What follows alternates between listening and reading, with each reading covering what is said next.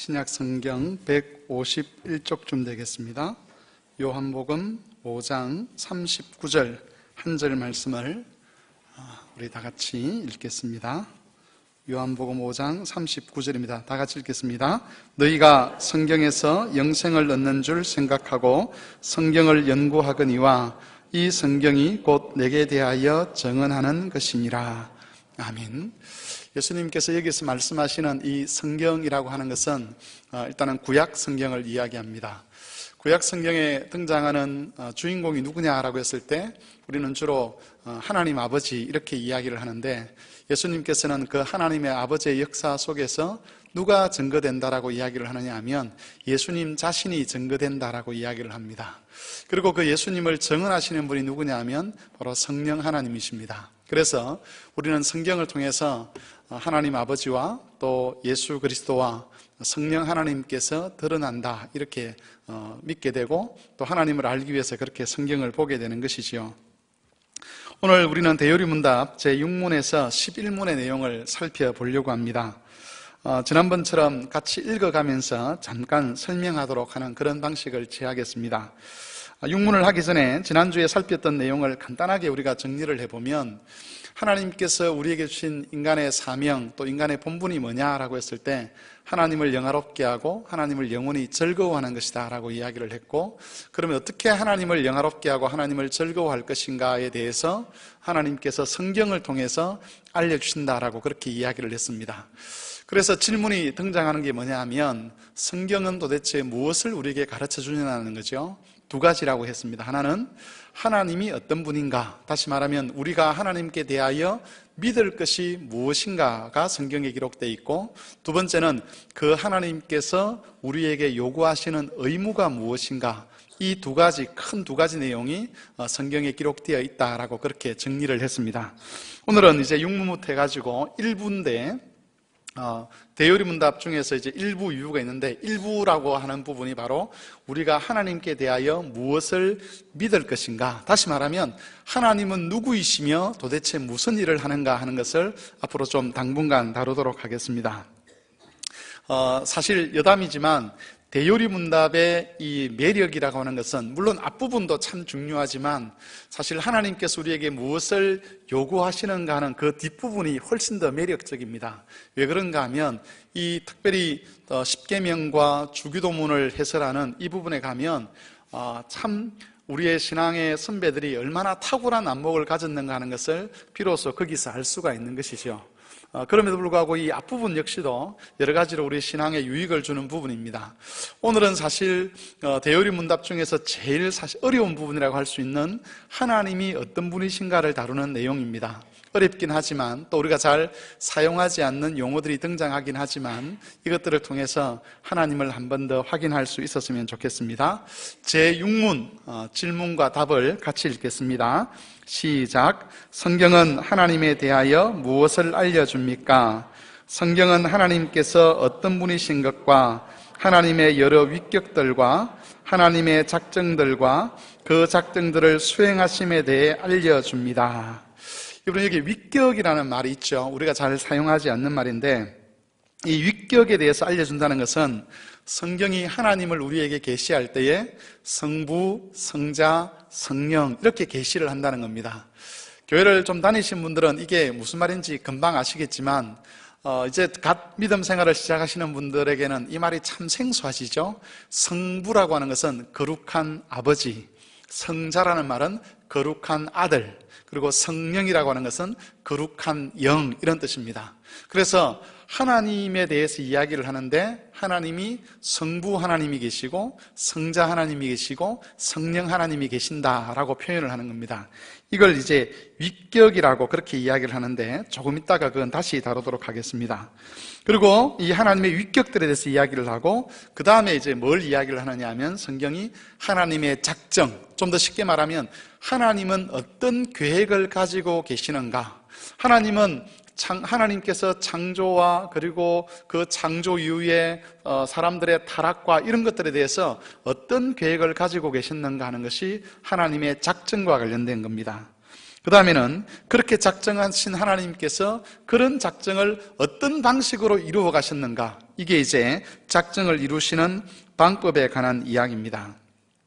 이런 것들은 이제 대유리문답을 해가면서 좀 더 자세하게 다루게 될 겁니다.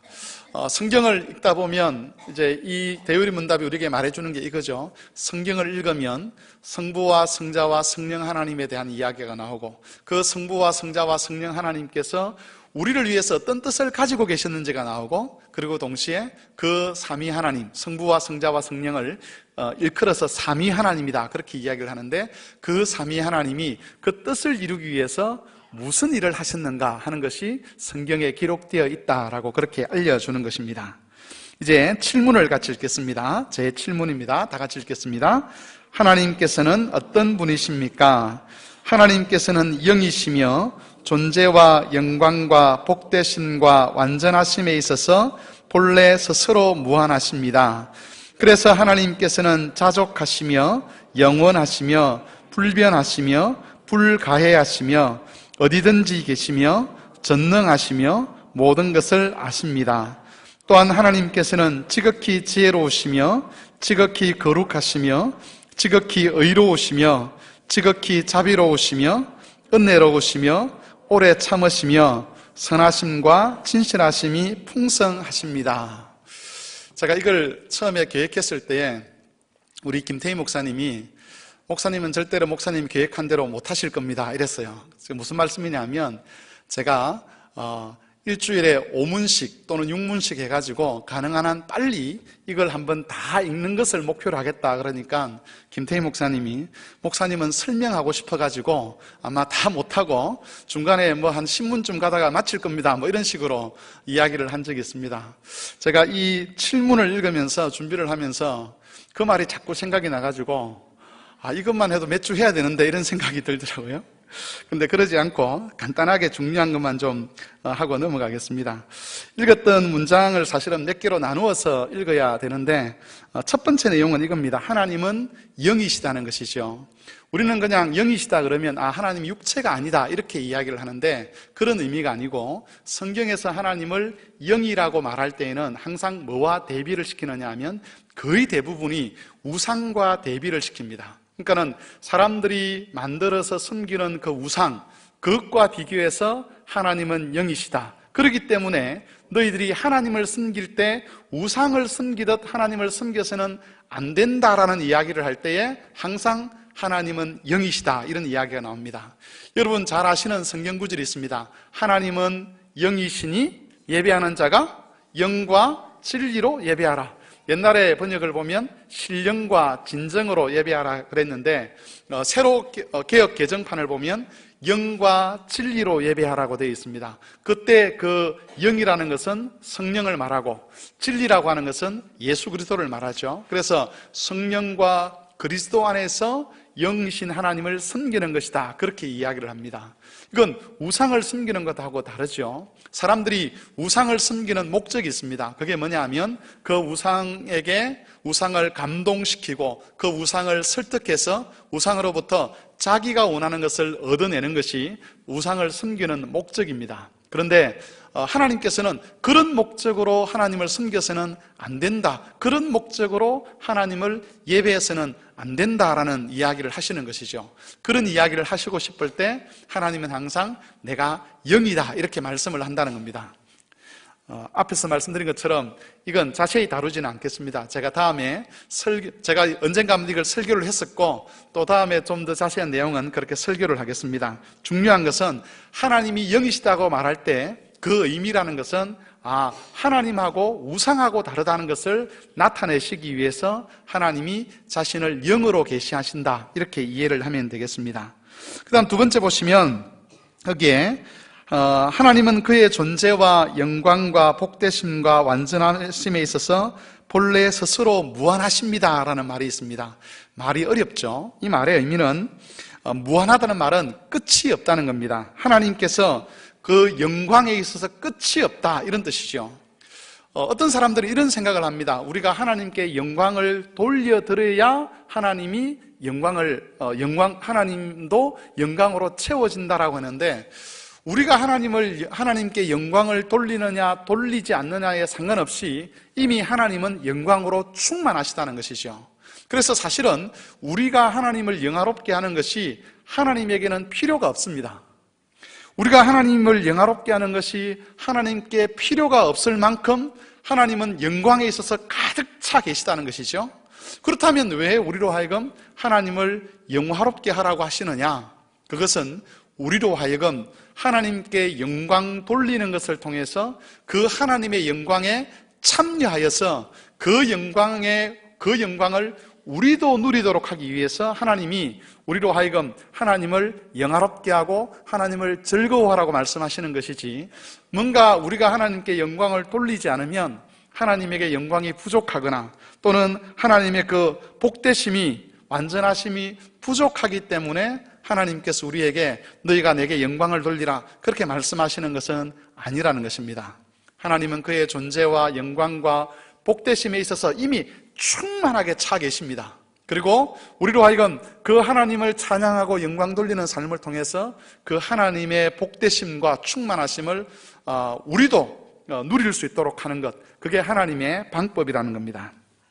세 번째로 보시면 하나님은 자족하시며 영원하시며 불변하시며 불가해하시며 어디든지 계시며 전능하시며 모든 것을 아신다라고 되어 있는데, 여기에서 우리가 두 가지를 살펴보려고 합니다. 하나는 불가해하다는 말과 전능하다는 말입니다.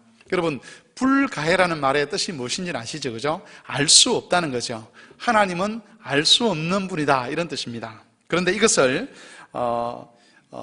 이렇게 생각을 하면 안 되는 겁니다. 그러니까는 우리는 죄인이기 때문에 하나님을 알지 못해, 이렇게 이해를 하면 안 되는 거죠. 왜냐하면 하나님께서 계시를 통해서 하나님을 알려주셨습니다. 그래서 타락한 죄인들, 거듭나지 못한 사람들은 하나님을 알지 못하지만 거듭난 사람들은 하나님을 알게 됩니다. 성령께서 오셔서 우리에게 자신을 알려주시는 것이죠. 성경에서 하나님을 알 수 없다라고 표현하는 것은 어떤 장면에서 나오는 거냐 하면, 이렇게 비유를 한번 들어보겠습니다. 제가 우리 집 아이들을 사랑합니다. 그죠? 그리고 우리 집 아이들도 제가 우리 집 아이들을 사랑하는 것을 알고 있습니다.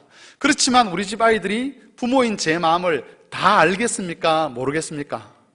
다 모르는 거죠. 아빠가 나를 사랑해, 이건 알고 있지만 얼마만큼 사랑하는지에 대해서 아이들이 알지를 못합니다. 특별히 제가 몽둥이를 들었을 때, 그래서 아이들의 마음속에 그 순간에 어떤 생각이 들겠습니까?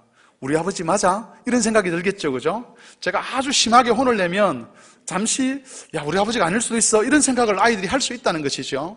모르는 거죠. 왜? 아버지의 마음과 자녀의 마음을 비교해 보았을 때 누구 마음이 더 크죠? 아버지 마음이 더 크기 때문에 그렇습니다. 우리는 하나님이 우리를 사랑하신다는 것을 알고 있습니다. 하나님께서 선하시다는 것을 알고 있습니다.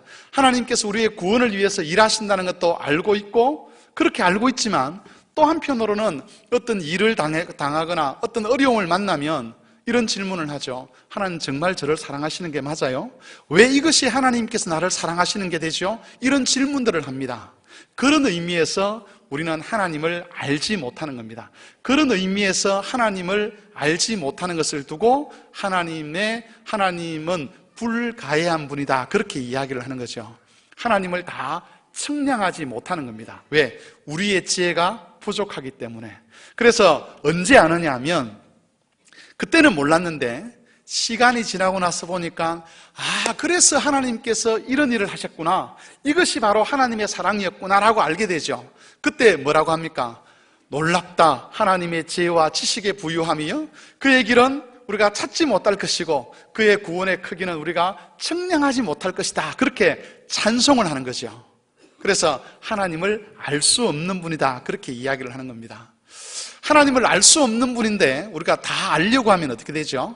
시험에 빠지게 되고 교만하게 됩니다. 이때 필요한 게 뭐냐 하면 하나님께 대한 믿음이죠. 비록 내가 다 하나님을 알지 못한다 할지라도 하나님이 내게 계시하신 그 하나님의 사랑, 하나님의 긍휼, 하나님의 자비, 하나님의 선하심, 그것이 결코 사라지지 아니하고 나를 향한 하나님의 열심이 사라지지 않을 것이라는 믿음이 필요한 겁니다. 그 믿음을 가지고 때를 지나고 나면 뒤돌아서서 그랬구나라고 알게 되고, 또 언제 우리가 완전히 알 수 있죠?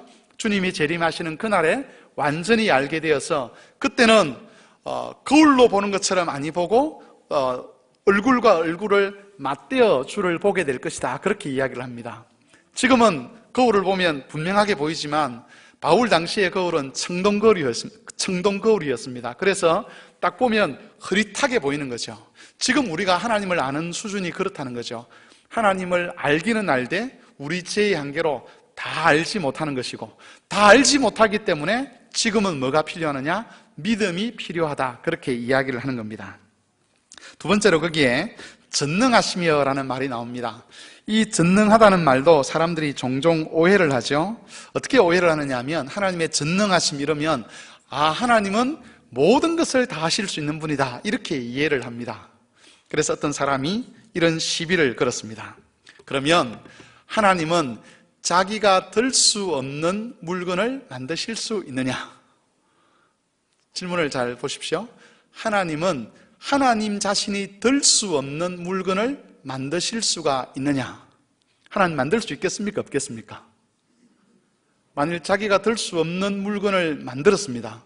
그러면 하나님은 전능할까요? 못하는 거죠. 왜? 못 드니까. 만일 그걸 못 만들면 어떻게 되죠? 역시 전능하지 않죠. 만들지 못하니까. 그래서 이렇게 답을 해도 안 되고 저렇게 답을 해도 안 되는 거죠. 이걸 두고 우리가 궤변이라고 그렇게 이야기를 합니다만은, 하나님의 전능하심은 그런 의미가 아닙니다. 모든 것을 다 하실 수 있다, 그런 의미가 아니라, 하나님께서 성경을 통해서 자신을 계시하실 때는 항상 언약이라는 배경 하에서 계시를 해 주십니다. 다시 말하면 우리와 하나님과의 관계 안에서 하나님의 어떠하심이 나타난다는 거죠. 그래서 여기서 말하는 전능하심은 하나님 편에서 볼 때에 내가 너희에게 약속한 모든 것을 할 수 있는 능력이 있다, 이런 뜻입니다. 모든 것을 다 할 수 있다가 아니라 하나님이 우리에게 약속해 주신 것을 행할 능력이 있다는 의미로서 성경은 하나님의 전능하심에 대해서 알려준다는 겁니다. 예를 들어서 여러분은 여러분 스스로를 보실 때에 예수님처럼 변화될 것이라는 그런 기대가 되십니까? 여러분은 되시는 모양인데, 저는 가끔씩 내가 예수님처럼 변화되겠나, 이런 생각이 종종 듭니다. 제가 한 30년 신앙생활을 했거든요. 30년 좀 더 신앙생활을 했는데 많이 변화된 것 같은데 순간 이렇게 푹 올라올 때가 많습니다. 그래서 교회에서 실수를 할 때도 많고 집에서 실수를 할 때도 많고 또 제 유혹에 이렇게 넘어질 때도 많고 이렇거든요. 그러면 스스로를 돌아보면 목사인 사람, 내가 그래도 목사로 부름을 받았는데 이것도 아직 해결하지 못하나, 이런 자책감이 들 때가 있고, 그런 자책감이 들면 내가 예수 그리스도의 장성한 분량에까지 나아갈 수 있다는, 그것이 과연 되겠나라는 생각이 들 때가 있습니다. 이게 불가능하게 보이는 거죠. 죄인이 예수님처럼 변화되는 것. 그런데 하나님께서 뭐라고 약속하셨느냐 하면, 우리를 그리스도의 장성한 분량이 충만한 데까지 이르도록 하시겠다라고 약속을 하셨는데, 하나님에게는 그럴 능력이 있다는 겁니다. 내가 아무리 죄인이고 죄의 권세가 아무리 강하다 할지라도 하나님께서는 나를 구원하여서 하나님이 목표하신 우리의 언약의 머리 되신 그리스도께까지 자라가도록 할 수 있는 그런 능력이 하나님께 있다는 것이죠. 가끔씩 가족을 위해서 기도하시는 분들 계시죠. 그런데 10년 지나도 가족들이 돌아오지 아니하고 20년 지나도 돌아오지 아니하고 이럴 때에 우리 스스로 우리 아버지, 우리 어머니는 참 예수 믿기 힘들겠다, 이런 생각이 드는 분들이 종종 있죠. 그런데 기도하면 하나님께서 확신을 주십니다. 기도할 때에 물론 그렇지 않은 경우도 있지만 특별히 하나님께서 그 부모님들을 부르실 그런 작정이 계시면 확신을 주시죠. 그래서 계속 기도하게 하는데 상황을 보면 점점 더 암울해집니다. 우리 엄마는 예수 못 믿겠다. 저렇게 고집이 세어서 어떻게 예수를 믿을까? 그게 우리가 내리는 판단이죠. 근데 하나님의 전능하심이라는 것은 모든 인간적인 가능성, 그리고 모든 우리가 기대할 수 있는 것이 다 사라진다 해도 하나님은 전능하시기 때문에 거기서 생명을 이끌어내고 영생을 이끌어내실 수 있다는 의미에서 하나님은 전능하시다, 그렇게 이야기를 하는 겁니다. 그래서 여러분, 기도할 때 우리는 우리 같은 수준의 존재에게 기도하는 것이 아니라는 것을 알아야 합니다. 무슨 말씀인지 아시겠죠? 여러분이 기도할 때 저 같은 수준의 존재, 하나님이 만일 이상철 목사 같은 그런 수준이라면 기도할 필요가 없는 거죠. 기도해도 이루어질 수가 없는 겁니다. 내가 가진 한계를 그도 똑같이 가지고 있기 때문에 기도라는 것이 성립이 안 되는 거죠. 그런데 우리가 기도하는 대상은 전능하신 분이라는 것. 우리에게 있는 모든 가능성이 닫혀도 하나님에게 있어서는 그 가능성이 열린다는 것을 우리가 생각을 해야 될 것입니다. 그게 바로 하나님의 전능하심입니다. 넘어가겠습니다. 우리 8문을 같이 읽겠습니다. 8문입니다. 시작. 하나님 한 분 외에 다른 신들이 있습니까? 오직 한 분뿐이시며 참되신 하나님이십니다. 여러분, 살아계시고 참되신 하나님은 오직 한 분뿐이시다라고 이야기를 합니다. 여러분, 귀신이 있을까요? 귀신을 보신 적이 있습니까? 우리나라 귀신하고 캐나다 귀신은 닮았을까요? 안 닮았을까요? 귀신이 있죠. 다만 우리가 알고 있는 그런 식의 귀신은 없습니다. 한국 사람들은 사람이 죽으면 그 사람이 이제 귀신이 된다라고 이야기를 하는데 그런 귀신은 존재하지 않습니다. 그러면 귀신을 봤다는 사람들은 뭐냐? 여러분, 유럽에 있는 사람들은 귀신을 봤다고 할 때에 우리가 말하는 그런 식의 귀신을 봤다라고 말하지 않습니다. 뭐 괴수를 봤다든지 또는 뭐 드라큘라를 봤다든지 이런 식으로 이야기를 하거든요. 우리나라 사람들은 귀신을 봤다고 할 때에 뭘 봤다고 주로 이야기하냐면 사람을 봤다고 이야기를 합니다. 그건 뭘 의미하느냐 하면 우리가 흔히 말하는 귀신은 마귀죠. 사탄입니다. 이 사탄과 사탄 마귀가 사람들에게 두려움을 조장하고 사람들을 미혹하기 위해서 사람들 머릿속에 있는 그 신앙을 따라서 자신의 존재를 이렇게 영적으로 드러낼 때가 있습니다. 그럴 때는 사람들이, 한국 사람들 같으면 뭐 처녀 귀신이라든지 머리 푼 귀신이라든지 이런 것들을 보았다라고 생각하도록 그렇게 역사를 하는 거죠. 그런 거지 진짜 사람이 죽어서 귀신이 되거나 그런 일은 없습니다.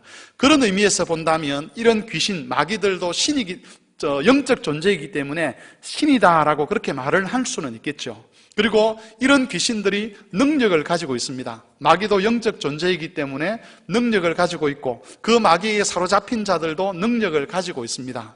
한 가지 예를 들면 우리나라에 작두무당이 있습니다. 그죠? 아시죠? 작두무당은 어디에서 춤을 추죠? 작두 위에서 춤을 춥니다. 그런데 그 작두가 그냥 작두가 아니라 금음날에 숫총각이 이렇게 그 마을 어귀에서 가는 작두입니다. 아주 날카롭게 갑니다. 그리고 그 사람이 정말 작두 무당이 된다면 그 작두의 날카로움이 얼마나 되느냐 하면 그 작두 위에 흰 종이를 딱 올려놓고 후 불면 종이가 지나가면서 잘릴 만큼 그렇게 날카로운 그 작두 위에서 춤을 춥니다. 다른 사람 같으면, 일반 사람 같으면 바로 발이 잘려나가는 그런 곳에서 이 사람은 아무렇지도 않게 춤을 춰죠. 왜 그러냐 하면 귀신의 능력 때문에 그렇습니다. 이 사탄이 가지고 있는 영적인 능력을 통해서 그런 사람들에게 두려움을 갖게 만들고 그래서 사람들이 거기 매이게 만드는 거죠. 이슬람에 가면 기독교의 목사에 해당되는 그런 부류의 사람들이 있습니다. 이맘이라 그러죠.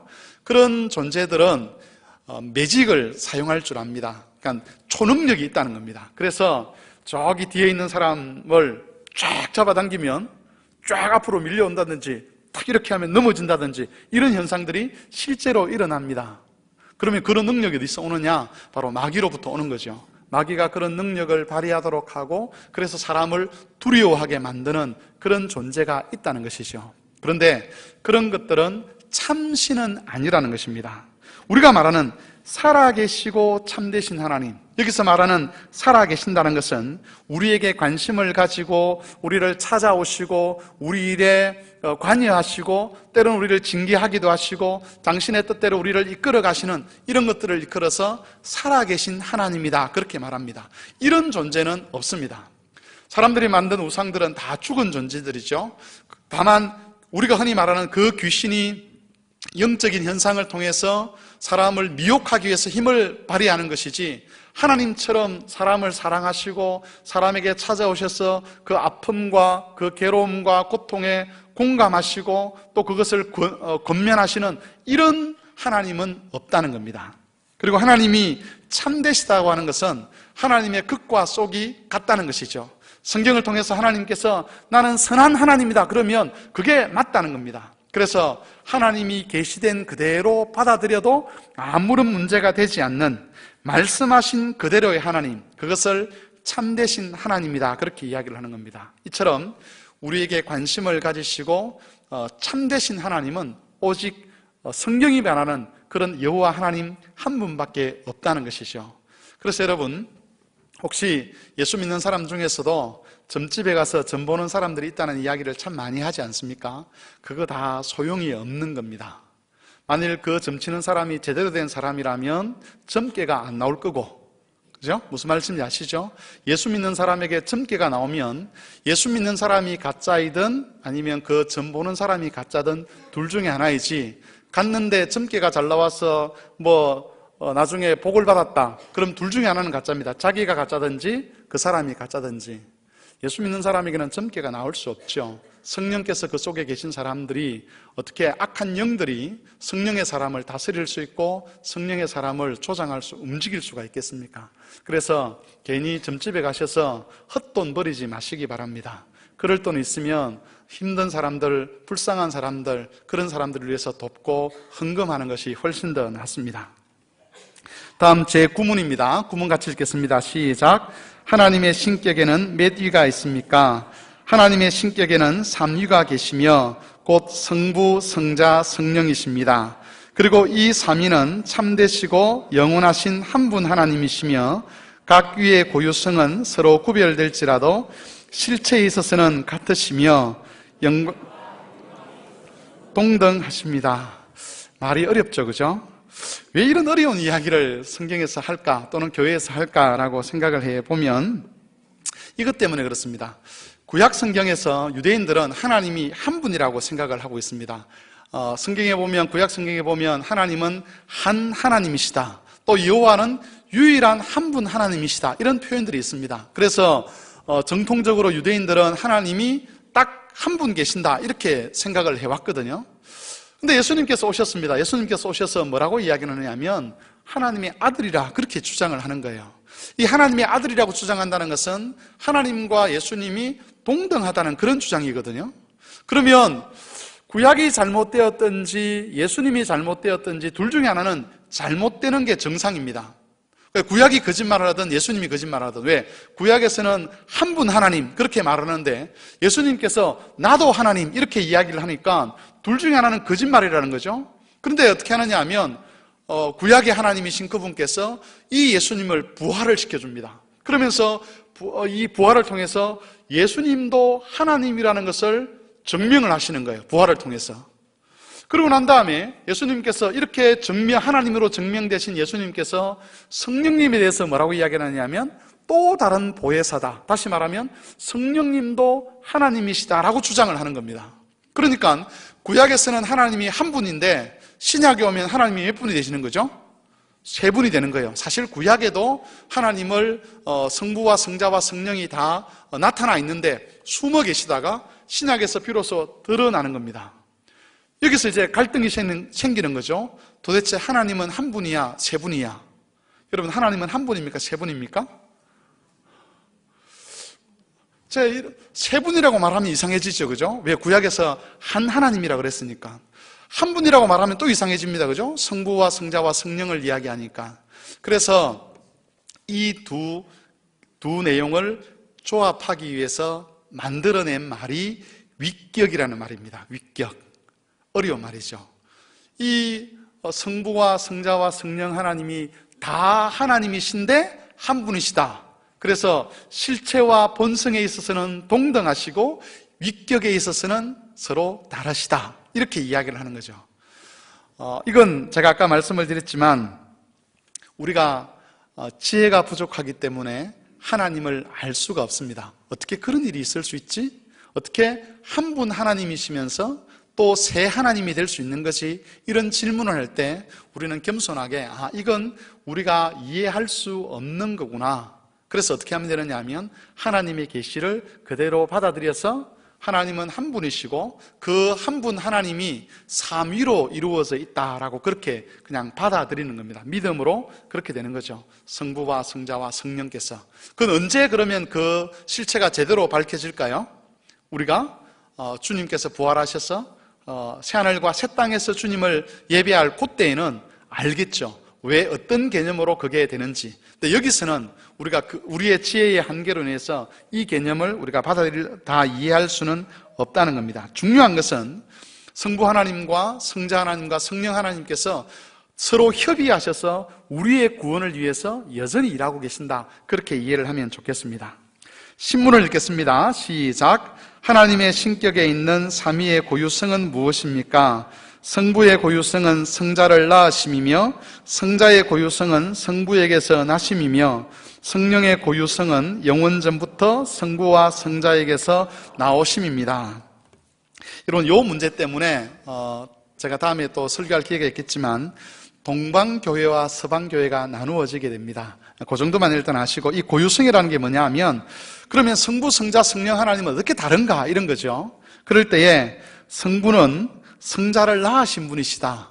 근데 여기서 낳았다는 말은 우리가 흔히 엄마가 아이를 낳았다 이 말을 그대로 사용을 하는데, 그렇다고 해서 하나님께서 예수님을 낳으신 건 아니지 않습니까? 그죠?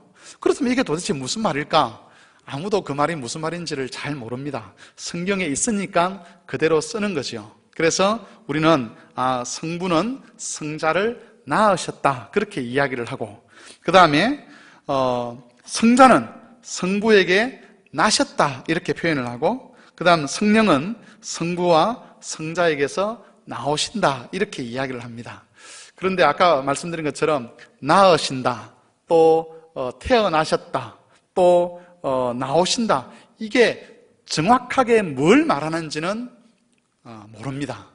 그냥 성경에서 그렇게 표현되고 있기 때문에 우리가 그 표현을 그대로 빌려오는 것이지, 그대로 쓰는 것이지, 이게 엄마가 아이를 낳듯이 하나님께서 예수님을 낳으셨다 그런 의미는 아니라는 겁니다. 앞에서 말씀드린 것처럼 이게 바로 하나님의 불가해성입니다.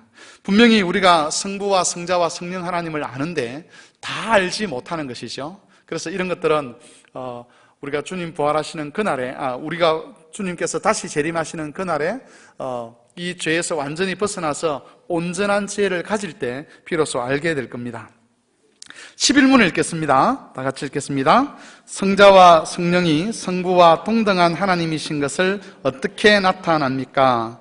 성경이 하나님께만 고유한 이름과 속성들과 일들과 예배를 성자와 성령에게도 돌림으로써 성자와 성령이 성부와 동등한 하나님이신 것을 나타냅니다. 제가 읽을 때마다 이걸 자꾸 끊어 읽기를 잘 못하는데 다시 제가 읽겠습니다. 성경이 하나님께만 고유한 이름과 속성들과 일들과 예배를 성자와 성령에게도 돌림으로써 성자와 성령이 성부 하나님과 동등한 하나님이신 걸 나타낸다 이런 뜻입니다. 그러니까는 원래 성부 하나님께 돌려드리는 그런 그 하나님께만 고유한 것들이 있죠. 근데 그게 성자이신 예수님께도, 그리고 성령이신 그 성령 하나님에게서도 나타난다는 겁니다. 대표적인 게 고린도후서 13장 13절인데 이게 바로 우리 축도문입니다. 주 예수 그리스도의 은혜와 아버지 하나님의 사랑하심과 성령의 교통하심이 너희와 함께 있을지어다, 이렇게 강복 선언을 하는 거죠. 복의 근원이 누구냐라고 했을 때 하나님이십니다. 성부 하나님이 복의 근원이십니다. 그런데 성부 하나님의 이름으로만 복을 비는 것, 복을 선언하는 것이 아니라 성자 예수님 그리고 성령 하나님의 이름을 가지고도 복을 비는 거죠. 왜? 복의 근원이신 그 성부 하나님도 복의 근원이시지만 성자와 성령도 복의 근원이시기 때문에, 그래서 모든 하나님께 돌려야 될 영광과 찬송이 누구에게로 다 돌아가느냐 하면 성부에게도 돌아가고 성자에게도 돌아가고 성령에게도 돌아가는 겁니다. 좋은 찬송은 어떤 찬송이냐? 물론 우리가 성부께 드리는 찬송, 성자께 드리는 찬송, 성령께 드리는 찬송, 이게 각각 있어도 좋은 찬송이죠. 근데 정말 좋은 찬송은 다 같이 하는 찬송입니다. 성부와 성자와 성령을 함께 높이는 찬송, 그게 참 좋은 찬송인데 우리 찬송가에 몇 곡 없습니다. 그 중에 한 곡이 130장입니다. 한번 펴보시겠습니까? 찬송가 130장. 제가 나중에 찬송 부를 때 바꾸어 부르겠습니다. 130장으로. 요거 제가 살피고 강독을 정리하겠습니다. 130장, 우리 가사를 1절 가사를 같이 한번 읽어보겠습니다. 130장 찬송가 1절 가사입니다. 찬란한 주의 영광은 영원히 빛날 광채요 참빛을 비춘 예수는 생명의 빛이 되신다. 올바른 일을 힘쓰며 이 맘에 탐욕 버리고 불같은 믿음 가지고 늘 주를 사랑하리라. 온 천지 만물 성부께 온 성도 모두 성자께 보혜사 성령 힘입어 영원히 찬양합니다. 찬송가 10장, 13장 그리고 오늘 지금 제가 살펴봤던 이 130장 이런 부분에서 동시에 성부와 성자와 성령 하나님을 찬송하면서 우리의 믿음의 고백을 따라 하나님을 찬송하는 거죠. 하나님 아버지만이 참신이 아니시고 또 성자 예수님만이 참신이 아니시고 성령만이 참신이 아니시라 이 성부와 성자와 성령께서 동일하게 한 하나님으로서 우리의 구원을 위하여 서로 협의하시고 우리의 구원을 위하여 각자 역할들을 서로 분담하셔서 일하고 계신다는 것이 바로 우리의 신앙 고백이고 그런 고백을 따라 하나님을 찬송하는 겁니다. 오늘 우리가 11문까지 했습니다. 김태희 목사님에게 했던 말을 제가 약속을 지키기 위해서 정말 바쁘게 달리는데 어쨌든 이렇게 한 5문씩 6문씩 그렇게 한 달에 한 번 또는 2번 정도 그렇게 할 겁니다. 어렵지만 그래도 쭉 읽어가시다 보면 우리 신앙의 규모가 어떤 것인지를 알게 되는 것이죠. 무엇을 믿어야 되고 또 어떻게 살아야 되는지를 깨닫게 되실 것입니다. 한 가지 좀 부탁을 드리고 싶은 것이 있는데 가능하면 혹시 여러분 경제적으로 어렵지 않으시면 이 대요리 문답과 우리 교단 헌법을 사시면 그 헌법 안에 신앙고백서, 그 다음 대요리 문답, 소요리 문답, 3대 공교의 신경이 다 포함이 되어 있습니다. 책값이 한 15,000원 정도 하는 걸로 알고 있는데 경제가 어렵지 않으시면 그걸 구입하시면 같이 읽어가시면 참 좋습니다. 어떻게 구입하는가는 우리 교육자들에게 문의를 하시면 잘 알려드릴 것입니다. 제가 지금 제본을 할까 하는 생각도 하고 있는데 그건 차후에 다시 한번 말씀을 드리겠습니다. 우리 130장 찬송하겠습니다.